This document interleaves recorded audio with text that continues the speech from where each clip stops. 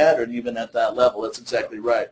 The main point we want to get across here is that mastering change makes a massive difference.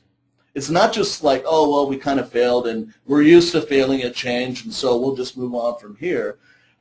Trying to adapt, as we have said, doesn't work. If you can master change and use it as a competitive advantage, it gives you drastic difference in your stock price and your performance, in even the culture of your organization.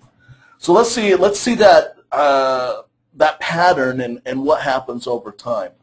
What we have seen often is that these change masters and failures start in different places, but really not too far off, right?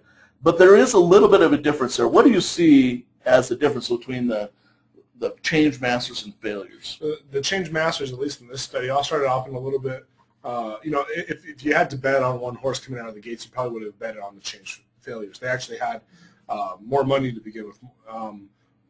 The difference, though, is the path of ascent is a very clean progression, whereas the roller coaster ride from the beginning has its ups and downs, peaks and valleys, and it's really kind of off to a rough start.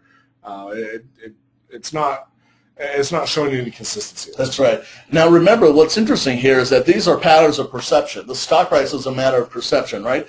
But you can still see that the perception on these change failures, you know, high expectations. These are companies that have big programs and CEOs driving in on cars and a lot of hoopla, and there's a big expansion of expectations. The expectations sort of cool off, but then they start growing again.